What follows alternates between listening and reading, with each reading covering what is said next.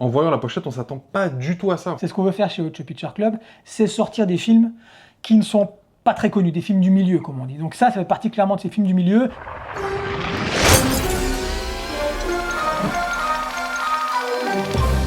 Et alors? Ambiance musicale aujourd'hui? Ah écoute, tu vois, des fois on lit, des fois on a envie d'écouter de la musique. C'est Thelonious Monk. Après, je vais pas te mentir, hein. Je sais que c'est toujours lié à un film pour moi. Ah, là tu commences à me parler. Plus particulièrement un film que je regarde tous les ans, qui s'appelle Black Snake Moan. Black Snake Moan. Ah, je reconnais Samuel Jackson. Si tu as envie de t'initier au blues, je pense que c'est le film sur le sujet. Est-ce que s'initier au blues participe au combat du blues? Pas sûr de celle-là. Pas... Ok, salut!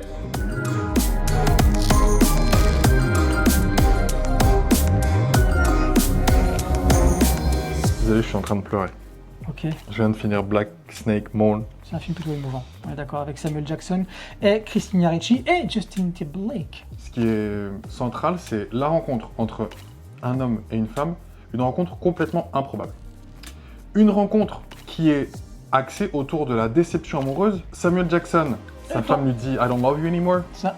C'est vraiment ça bien veut dire résumé. je ne t'aime plus. Je ne t'aime Et plus. donc ils sont en phase de divorce. Christina Ricci, elle, fait face à une déception amoureuse différente puisque son amoureux Justin Timberlake part à la guerre. Deux déceptions amoureuses qui vont se croiser de façon très très improbable. Samuel Jackson va la recueillir pour la soigner. Mais Sauf que le problème, c'est qu'en fait, c'est important de le dire quand même, lui est noir, lui Et vieux. a dans le film 60 ans, voilà à peu près je pense.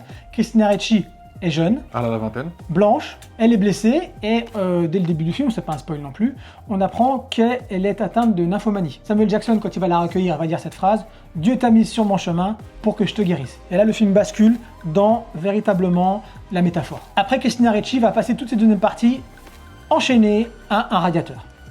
Pour pas qu'elle se sauve et pour pas, quand elle fait ses crises de nymphomanie, qu'elle aille faire des choses qu'elle va regretter par la suite. Samuel Jackson dit « Dieu t'a mis sur mon chemin pour que je te guérisse Mais on voit et on comprend très facilement que Samuel Jackson, lui aussi, a besoin d'être guéri. Et c'est cette mission-là qui va aider au processus de guérison de Samuel Jackson lui-même. Pour lui, donc il va la guérir, mais il va la guérir aussi spirituellement. Il utilise la musique pour exorciser le mal qui est en elle. Et là, on a cette séquence dont je voulais parler, qui est pour moi qui résume tout le film, où Christina Ricci a une crise, donc elle est attachée à son radiateur. Là. C'est la nuit, Samuel Jackson prend sa guitare et commence à lui jouer un morceau. Et là on part dans vraiment quelque chose de spirituel, encore une fois, où les éléments se déchaînent, il y a un orage dehors, elle fait une crise, etc. Et tout. Ça dure 4-5 minutes, la séquence se termine en même temps que le morceau, et là tout est apaisé. Quoi. Ouais. C'est fantastique scène, je suis d'accord avec toi. Il est assez connu aux États-Unis, très peu en France. D'ailleurs, comme tu peux le voir, c'est un HD-DVD. C'était le support concurrent au Blu-ray à l'époque, et c'est le Blu-ray qui a gagné. Tu me l'apprends. Ouais, c'est le Blu-ray qui a gagné. C'est pour ça que c'est rouge alors. C'est pour ça que c'est rouge. La question. On en apprend tous les jours avec toi. Ah bah écoute, on essaye, c'est pour ça qu'on vient en vidéo club.